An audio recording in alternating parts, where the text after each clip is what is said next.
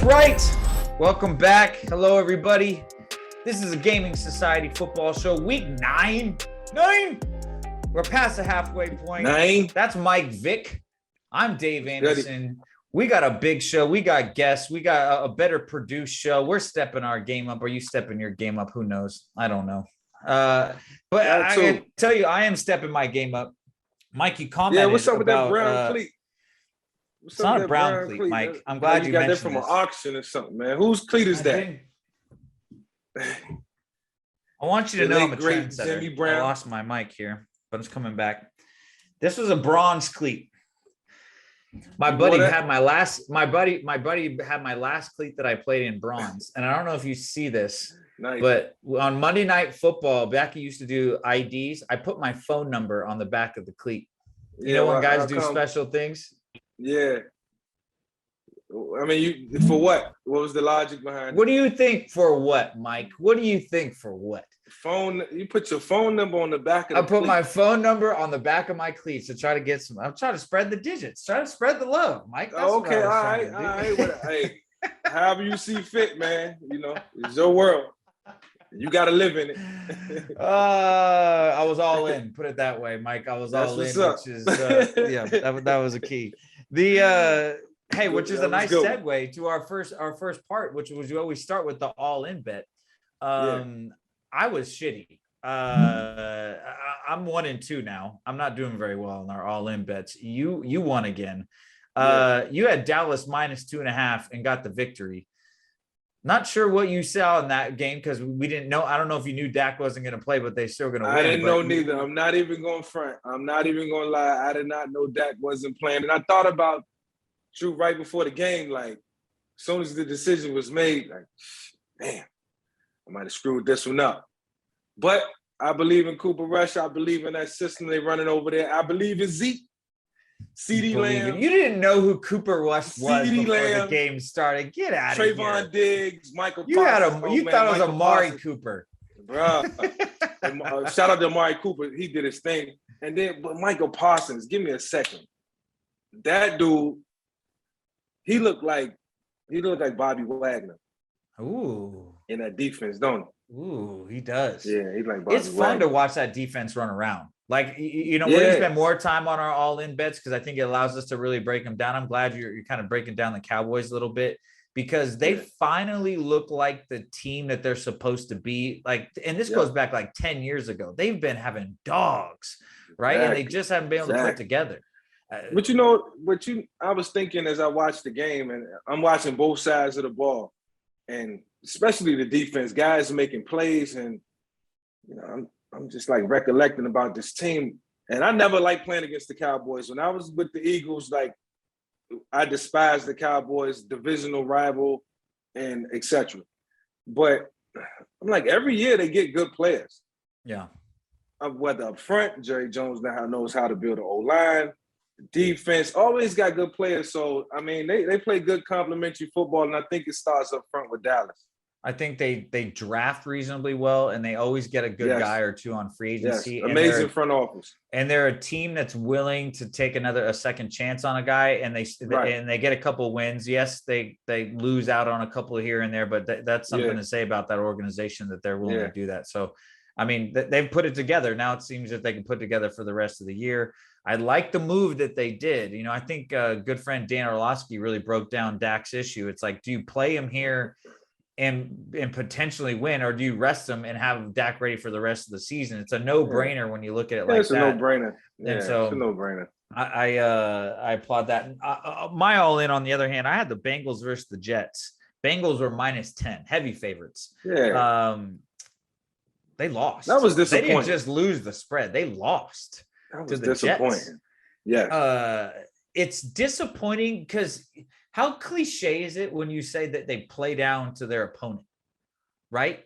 Yeah. And for a long time as a player, I didn't know what the hell that meant. Like, what do you mean playing down? I feel like we're always playing hard, blah, blah, but it's like you play sloppy ball when you see sloppy ball. And then then one of your best players makes a sloppy play, and then you kind of follow in. It's just it's like a virus.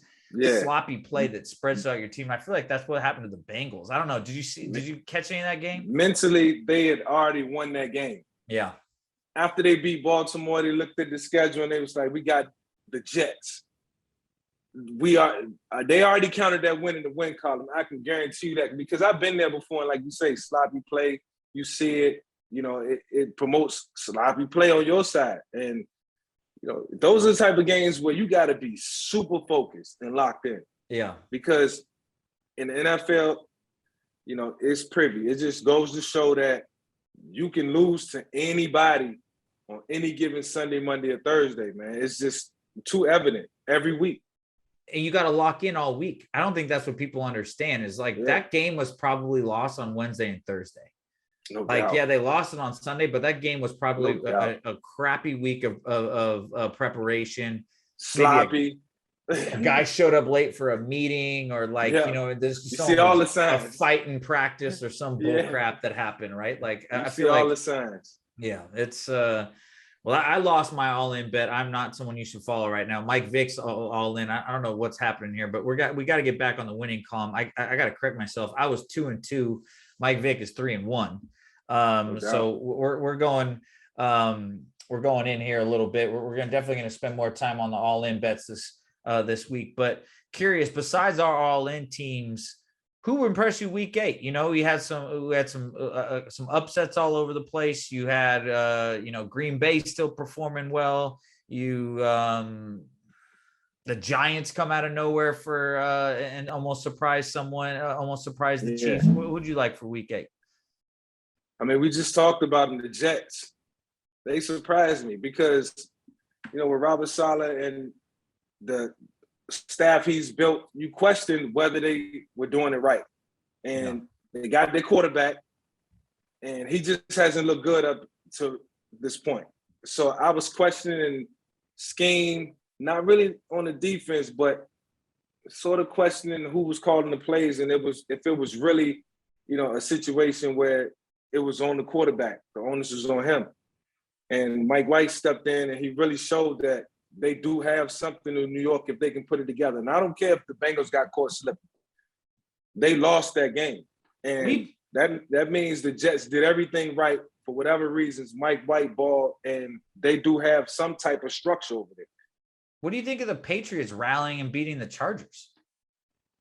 It don't surprise me. It really don't, Dave, because New England won. The defense is crazy. And, that's my fantasy D. I picked that fantasy D. I picked them early, too. Like, I was on. Not as early as Ray Lewis picked the Ravens. Ray Lewis picked the Ravens in the third round. Unheard of. But it came back to haunt him. But back to your point is, the scheme is Belichick knowing how to play guys and take away what you really do well. And people underestimate New England, but that win didn't shock me at all. I knew they had the potential to do it, and I liked the way Mac Jones played. I'll tell you one thing that kind of stood out to me is there was two teams that the Jaguars Seahawks game did not get a lot of press for some obvious reasons, but those are two teams that are fighting kind of this, at least from the outside, it feels like a locker room issue or just like management issue, something. And the Seahawks put a beating on them 31-7. Yeah. I don't know what's going on in Jacksonville. I don't know if you can pull what Cleveland did years ago with Chud and fire a coach after 1 year. I don't know if you can just give a guy 1 year like Urban Meyer. He sure hasn't made himself look good this year, but like these guys aren't playing. They don't even look like they're playing hard. They're undisciplined. They're not playing well. They're not playing hard. That game kind of scared me.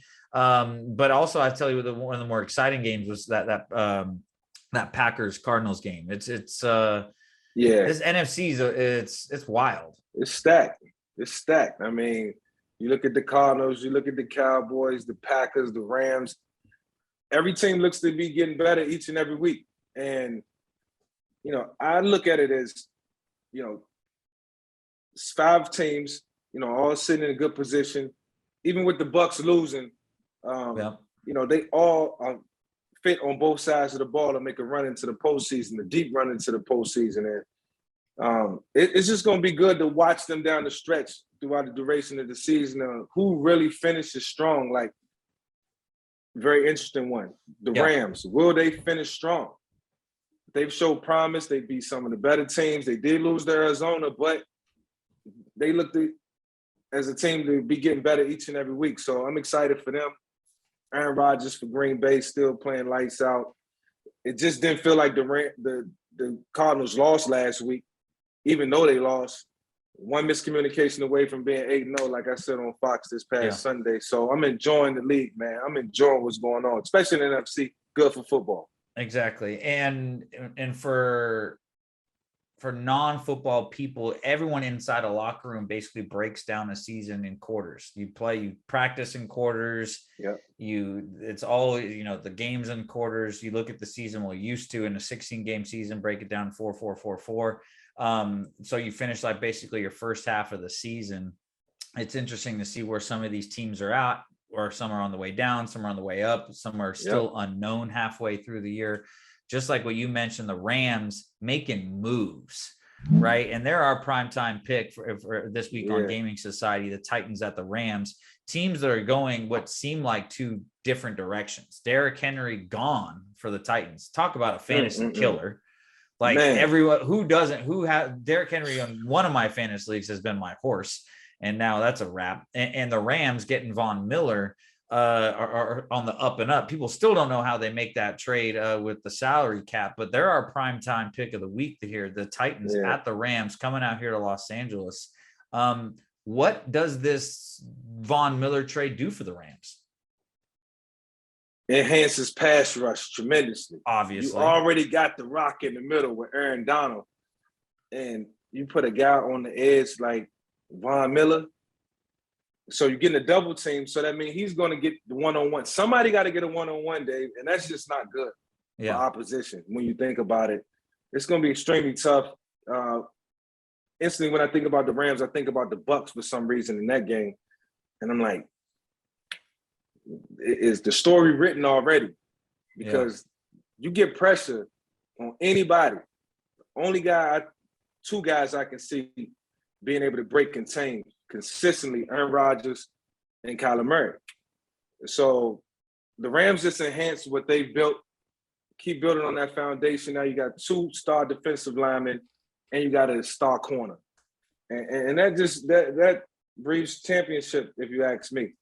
Now, why can't you still, so you're saying if I rush 4, can only double team one of them. But if I got a back in there, basically we're now agreeing, unless they keep a back or a tight end in, you're not going to, you can chip every play, right? But then that allows your linebackers to guard them better. But right. I mean, when you start getting into chipping and you got back scanning and protection and trying to figure out who, you got all these sophisticated schemes that, I seen guys running free last night. Daniel Jones got hit one time off a crazy blitz. Belichick sent crazy. They scheme it up so that it's a free runner. And, I like the scheme over there. I like what Raheem Morris is doing with the Rams, and I like their scheme. So the best way to know if the public agrees with us is to look at the odds, right? It's a clever way to kind of like double check, sanity check a lot of people in terms of, and yourself in terms of like, am I overvaluing Von Miller or not? So if I could shortcut this for you. So their Super Bowl odds at the beginning of the year were plus 1,000, right? So bet 100, win 1,000. Yeah.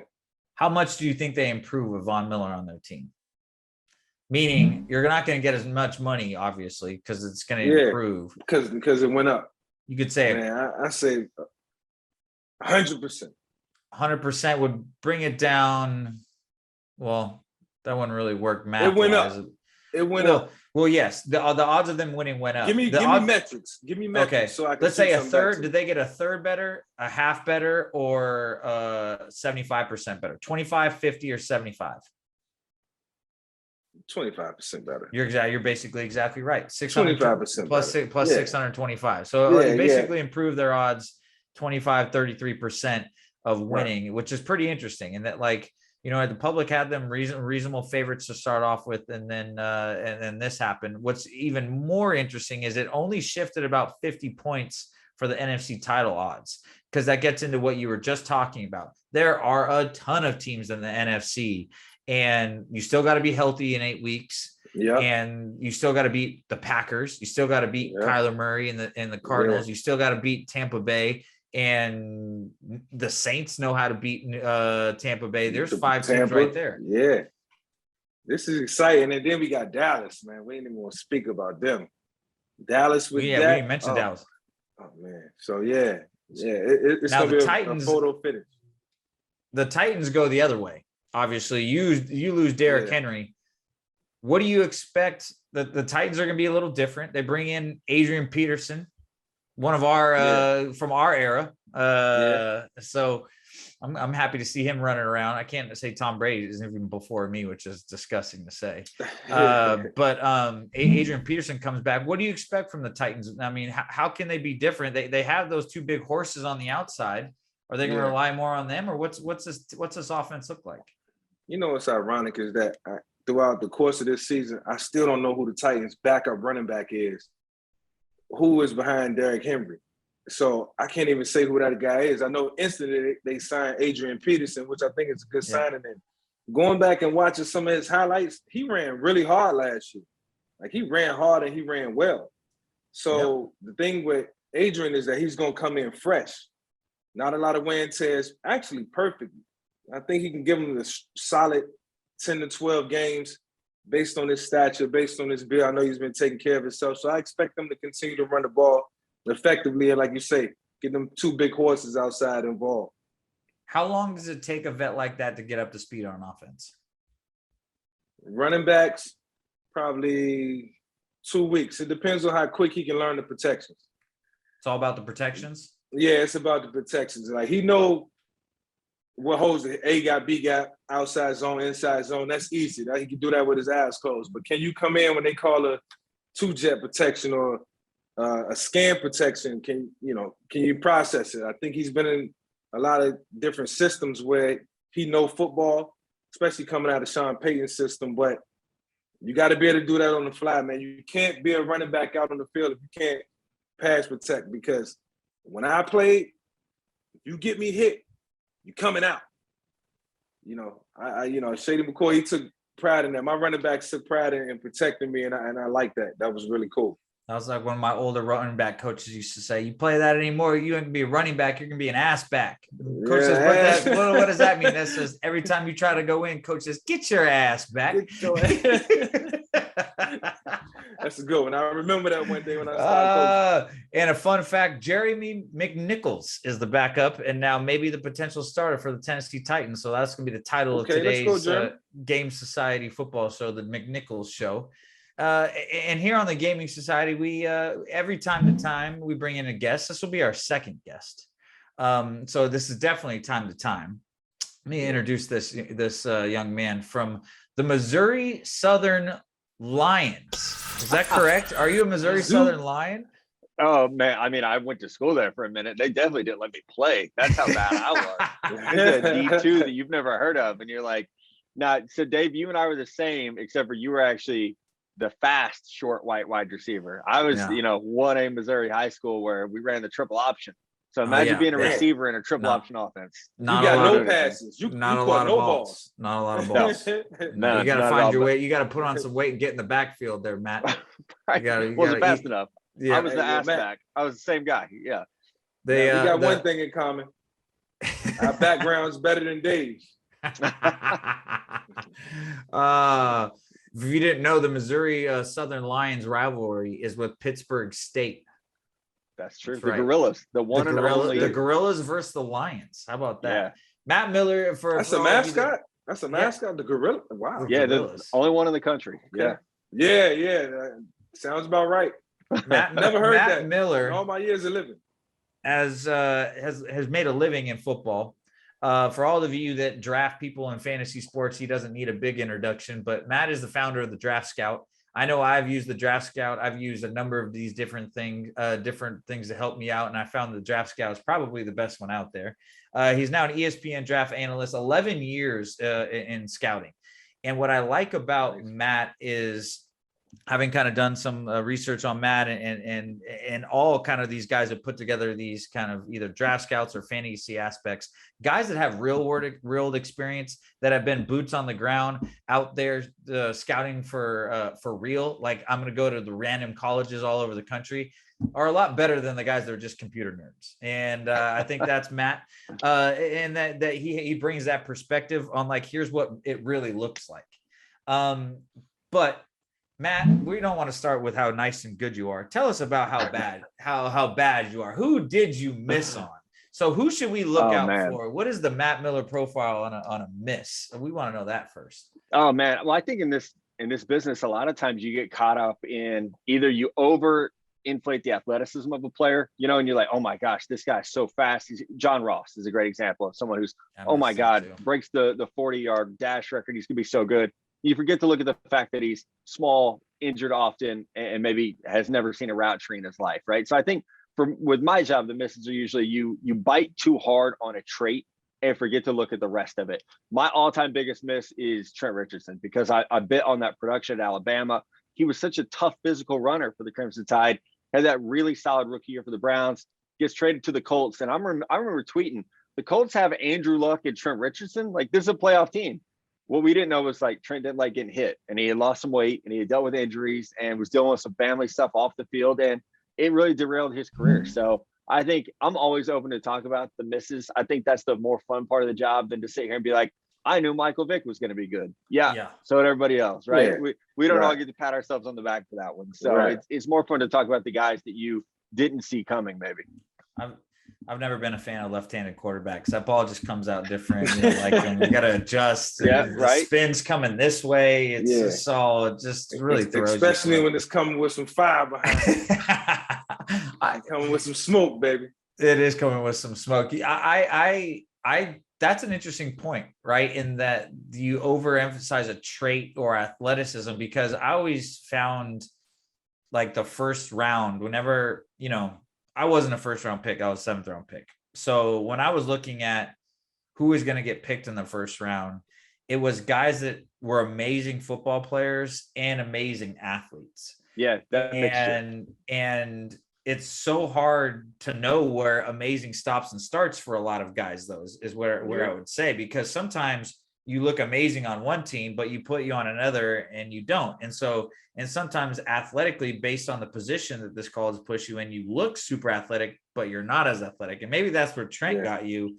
is the team he was on. So production wise, he looked great, but also athletically, when he doesn't have to make a decision on how big a hole is and he can just hit it, when he knows he's physically bigger than the guy he's going to go against, he doesn't have to, like, get low and hit him as hard. I would say that was always the toughest thing for me coming from college, because I went to Colorado State, where I was still physically not, like, manhandled. Well, as soon as I got to the NFL, there was that went out the window. There was only little cornerbacks were the people I could hit. And I wasn't blessed like Mike, where I could still run around everyone. I had to figure out a different part of my game. So that's my 2 cents on Matt. But Matt, you're here to help us out. We'll break us down some games, break down the draft, break down to the betting academy, which we'll give to you in a second here. But really want to start with the most intriguing matchup, was I think it would be on everyone's board. The Packers coming off the Cardinals, playing the Chiefs, who just snuck by the Giants. Take it back to Kansas City, where I'm at. You know, you got 4 now new starters on the offensive line. It looks like people are figuring out how to take away Tyreek Hill down the field. Mahomes is mechanically just doesn't look like himself. And I think that's the reason I was excited to come on tonight was even just to ask you guys, like, you both have connections to either, you know, to Coach Reed. What is going wrong? You know, can they fix it? You know, especially with Mike, like, can they fix this? Last night they started running the ball, and I was so happy. Like, yes, run the ball. Let's get back to this a little bit. But I would love to hear, having been there, what you think. Whenever things go awry, you can always run the football and find some offense. You just got to still block up the scheme. But, you know, I went back and watched a couple of Kansas City Chiefs games. I always try to catch all their games because I can relate to a lot of concepts. There's a lot of new stuff that they're doing, but when you can't run the ball and when you can't throw the ball, and like you said, Matt, I think Patrick is playing outside of his comfort zone right now. It's not a level of comfort for him in terms of being in the pocket, outside of the pocket. I've seen Patrick makes some throws over the years where it was very Aaron Rodgers like. I'm like, yo, this dude's so accurate. Like, I don't even know if he's going to miss a pass this game. Everything is on the money. You know, it's on time. And now he's like a shell of himself almost. He got to come up out of that with confidence, but you can't block, you can't run. And then on defense, you as a quarterback, you're looking on the defense side of the ball. We can't stop the run, can't stop the pass. You just discouraged all the way around. So it's a confidence issue. It's not a scheme issue. It's those guys believing that what we hear called in the huddle, offensively or defensively, we can execute it. That's it. Bottom line. Yeah. I like it. When you get away from your scheme and try to and scheme up every team, and that's not what you do, it does get frustrating as a player because you don't have that confidence. We called this play 2 weeks ago and scored a touchdown. Like you get that confidence in the play calling, right. And whatnot. But speaking of confidence, Matt has a lot more confidence in teaching Mike how to bet in the draft. I don't know anything about the draft because it took me 251 picks to get selected. So I'll let Matt take it over from here in terms of the betting academy and to teach us. So Matt, all yours. That's good, Matt. Let's do it.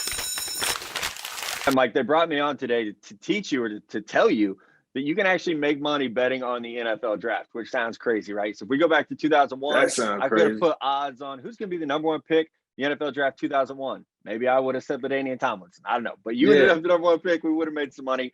So this year, the odds for the number one pick, the top guy is Kayvon Thibodeau, the pass rusher from Oregon. And the Detroit Lions, as of right now, the Detroit Lions look like they'll have that first pick. So Thibodeau's number one. Matt Corral, the quarterback of Ole Miss, is number two. And then your guy, Baby number Vic, two pick? Malik Willis. So number two odds would be Matt number Corral, two odds. Okay, got you. I might ask some questions, so just be ready.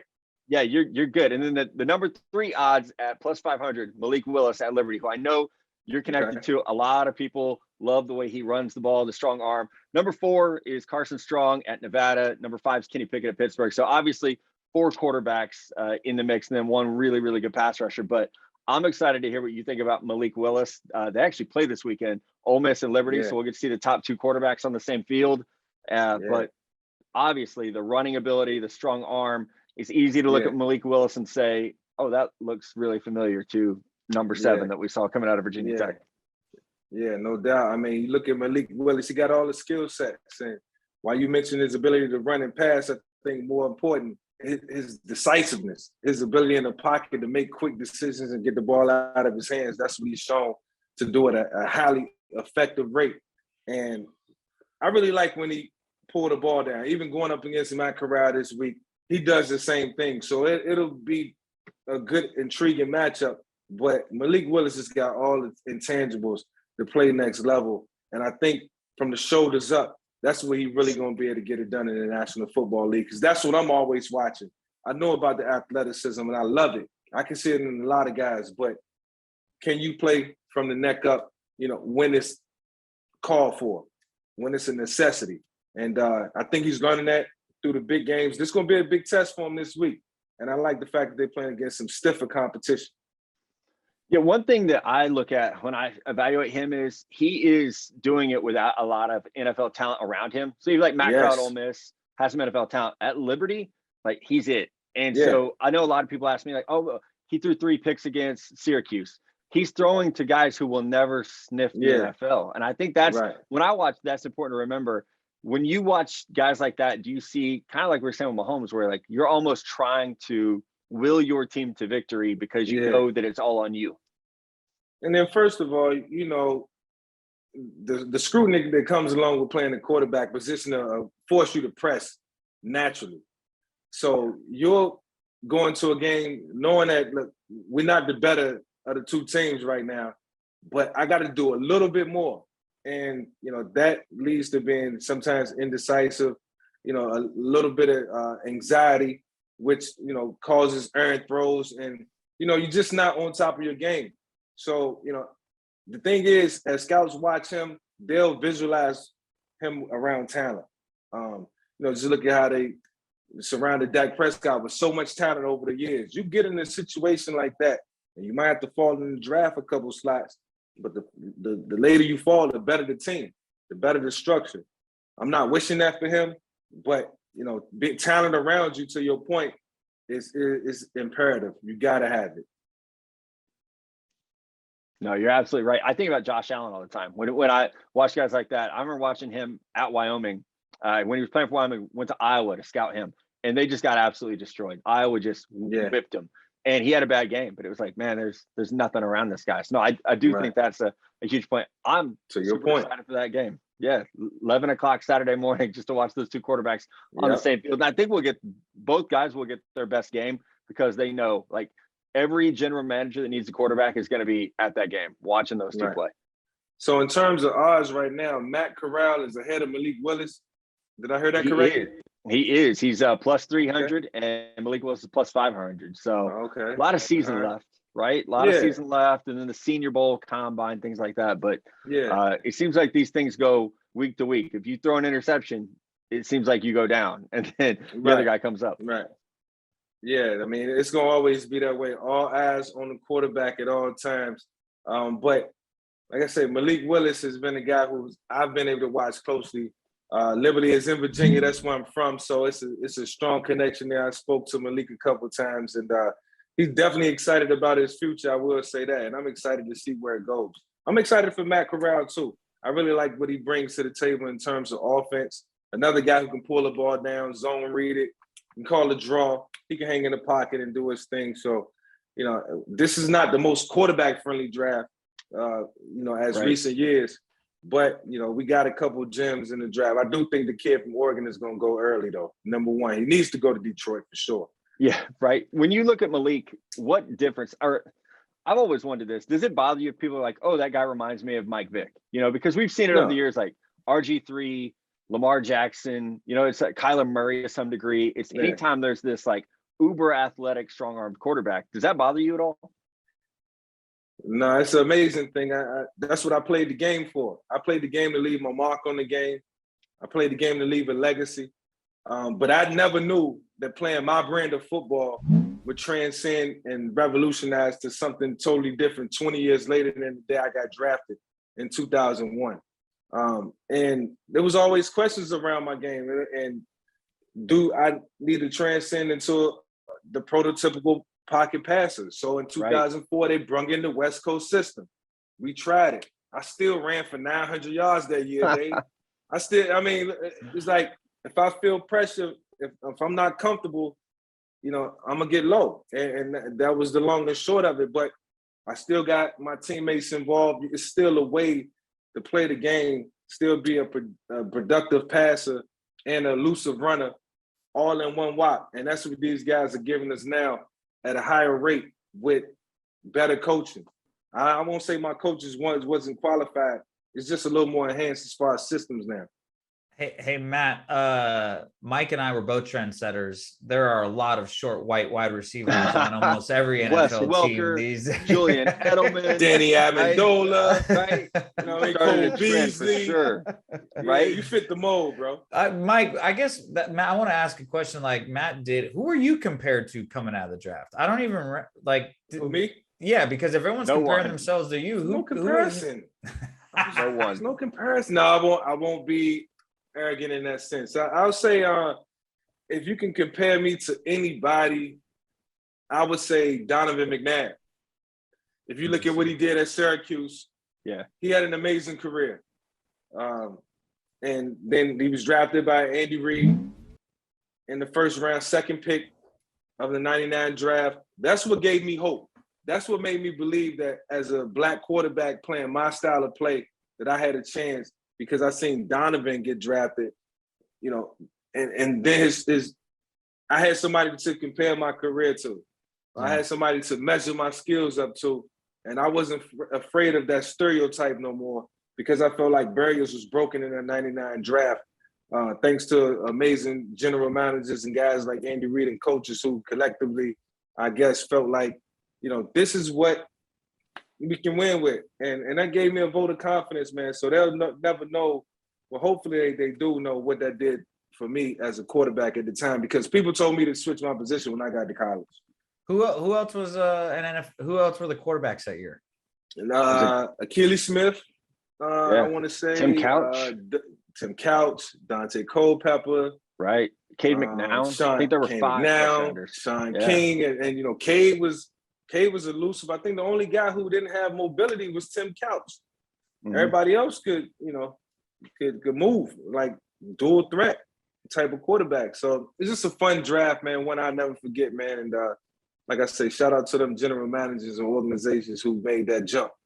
Mike, I got to tell you, that was the day of my senior prom, man. I missed a big part of my senior prom to watch your draft. I swear to God, this is a true story. We could find the girl I went to senior prom with, because I was like, I went to pick her up and her dad had the draft on, and I was like, thank God, let's just sit down for a little bit and watch the draft, because that's hilarious. I didn't really care about anything but the draft. I was already off the board. I didn't sit long. Yeah, you were gone. I had to 4 minutes. Picks, right? Right? Yeah, that green room visit was very short. Yeah. Yes. Very humbling day, man. I was just ecstatic that my family was there. We enjoyed every minute of it, man. It was a great moment in my lifetime, I should say. Yeah, Mike, I do want to ask, you said you spoke to Malik Willis. What advice do you give a guy like that? I mean, where you're headed into the final stretch of such a huge part of his career. Yeah. I checked in just to make sure his mentals was right, as far as and it was early in the season, executing and being in tune with the game plan, and knowing that most importantly, you have to step onto the field and be ready mentally, not physically. I can look at you and see if you're ready physically, but I can't look at you and see if you're ready mentally. And the only way you can go prove that is just through your numbers and your efficiency. And I just wanted to make sure that he understood how important that was this season and moving forward beyond, because, you know, you play the game of football as a quarterback, you know, with your competence. And that's the only way you're going to be able to get through games. Competence and composure. And being that true leader that you know you can be. You can grow into your own as a leader, but I think most importantly, I just wanted to reiterate to him that playing the game from, you know, a mental standpoint is probably the most important thing that he can focus on this season. No, I love it. And it's huge, because you're right. I can watch tape all season, but from January until the end of April, it's about evaluating like the head up for the quarterback. Yep. Because absolutely you watch film, but it's everything else that goes into it. You have to take pride in that.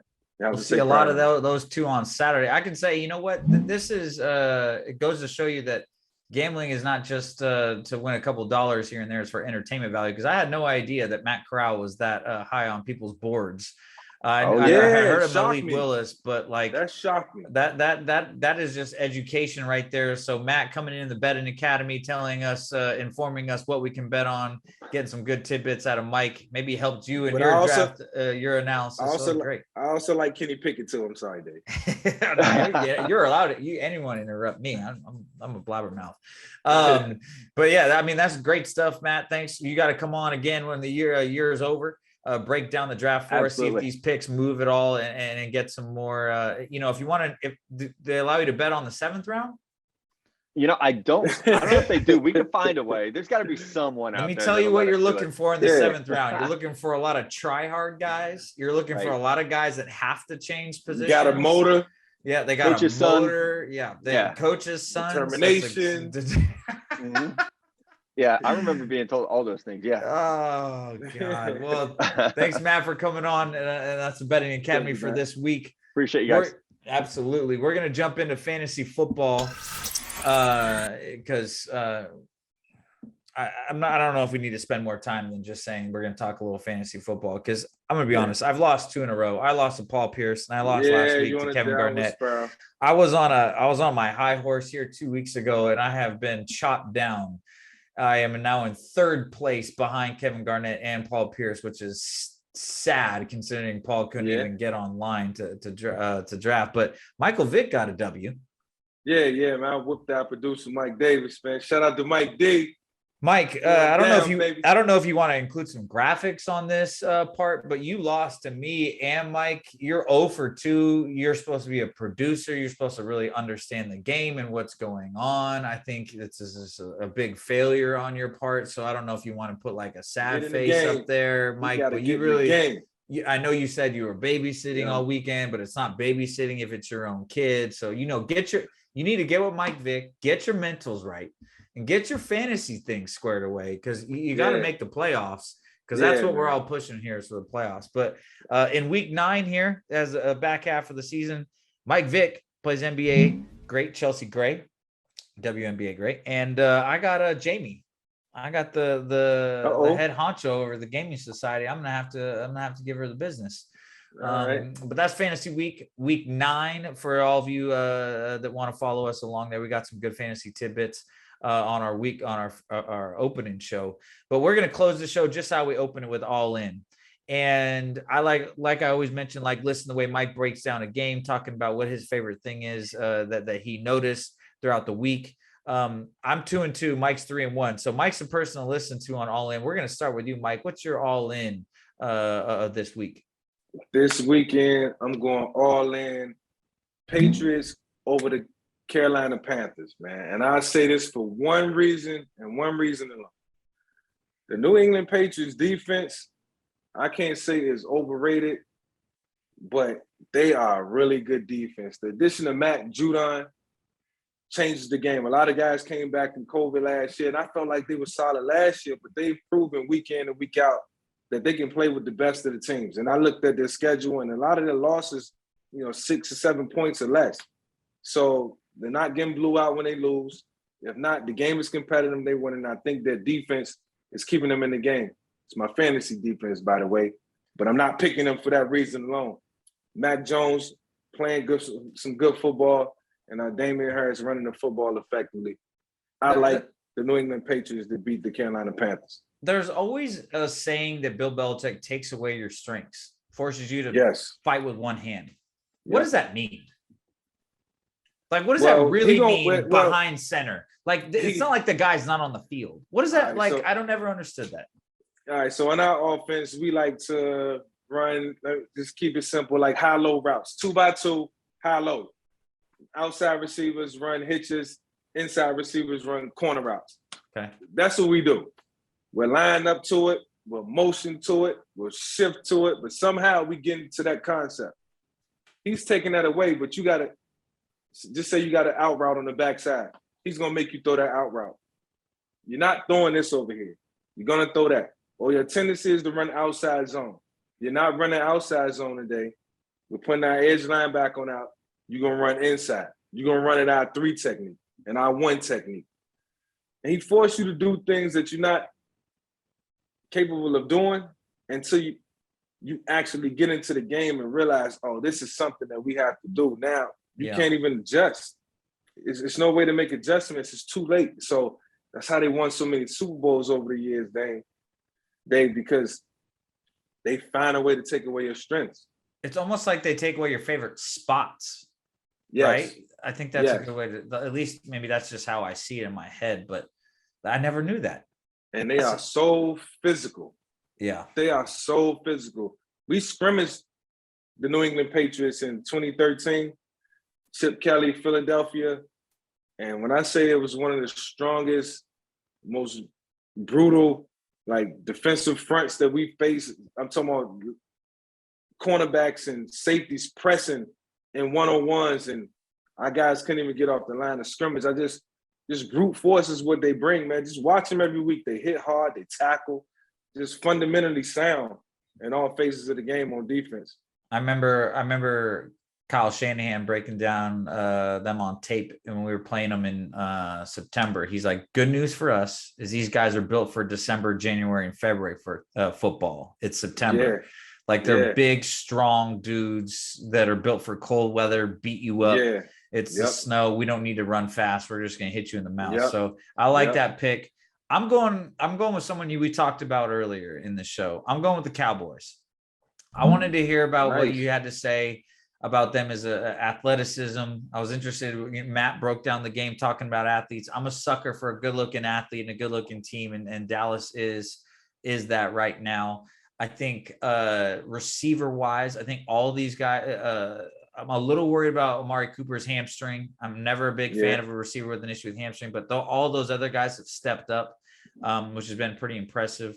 They don't have a lot of middle field presence. which I worry about. Ezekiel Elliott handles a lot of that stuff. That's the one thing I think can get him. Now, listen to you talk about how Belichick is taking guys away. But when they bring Dak back, I'm willing Dak back, say that 5 times. I'm willing to bet that they'll be able to do some cool stuff. They're playing the Broncos. Now, here's also something that I get into is often a team feeling defeated and frustrated. Broncos just gave away their best player.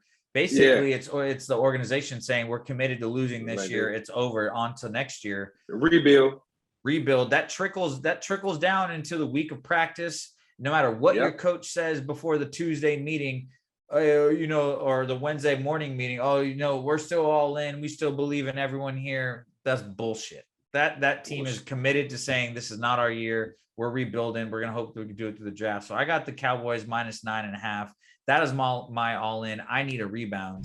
I need a win. I need a rebound win bad, but I like my chances with the Cowboys there at -9.5. A big spread. I don't normally go after those games, but that's a big one. You know what? We were going to close the show after all in, but after seeing Mike Vick at knowing you're a boxing aficionado, I guess I got to ask you this weekend, Canelo versus Plant. Canelo -1,000. Tell the people. Hold up. Explain to me what that means. He is heavily favored. Heavily favored. I got you. I mean, that makes sense. Favored. Is this even the total rounds are 9.5. That means over under. So like when we had a point total. Yeah. Is this thing going to go more than 9 rounds? Like who? I think it go to distance. Really? I think it go to distance. If not, I think Canelo knocked Caleb Plant out. Well, that's why it's hard to bet on, I suppose. And that, I can see that. But Canelo, I always go back to this in his career. He beat Triple G twice. When no man could stand toe-to-toe with Triple G for 6 rounds, Canelo went in there, outboxed him, and took his punches. And I've seen Canelo improve over the last 10 years. I've watched almost every championship bout that he's had.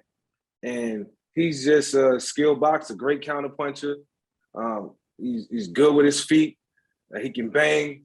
And a couple fights ago, he beat a guy's arm until he couldn't hold it no more. I guess the guy had an amazing left hook. So his game plan was to beat his left arm up. And when I heard that, I was like, oh, this guy's a machine. Some gangster shit right there. Yeah, this is going to beat your arm up. Things like that. Like, for real, that's what it takes. All right, shout out to Canelo Alvarez, man. He's a true champion. I like Caleb Plant, too. I like the resume he's built, but I'm going off experience, man. And if Caleb Plant can prove to us that he can beat Canelo, he's a true champion, and he'll be a true champion for a long time. Is he a younger? I don't know anything about this. He's a little younger, but there's some talent in the 160 division. I don't know exactly. Oh, I think he's from Tennessee, Nashville, Tennessee. Black dude, white dude? No, white dude, but he's skilled. He's very skilled. He's a great boxer. He wouldn't be in the ring with Canelo if he wasn't qualified. So he's more than qualified. I just don't think he has the experience. Canelo been in there with Triple G, Floyd Mayweather. You name him, he fought him, man. And, that could be the difference in the fight, but it's going to be a good one. It's worth spending $80 for a $99 that's a big endorsement from Mike Vick. Right? I knew you spend your $80 to watch that. I mean, for boxing, man, I will. Yeah, I respect that. We'll end that show. You know what? Mike Davis thinks that you saying Canelo's to toe-to-toe with Triple G is the most controversial thing you've said on the in the gaming society history. So apparently you're going to ruffle some feathers with that. He's still toe-to-toe. He beat him. Yep. The Gaming Society Football Show, Week 9 is in the books. I think this has been our best show. Certainly been one of our longest shows, but Matt, I think, broke it down for us. I'm really excited to learn more about that. I didn't know they were doing those type of future bets, so you can learn a lot about that. Yeah. I think it's really interesting to hear your perspective about being drafted, because mine was completely different. We'll dig that in more as the weeks go on. I need an all-in rally, so I'm going to cross my fingers for these Cowboys. Mike Vick, it's always a pleasure. Thanks. Gaming Society Football Show. We're out.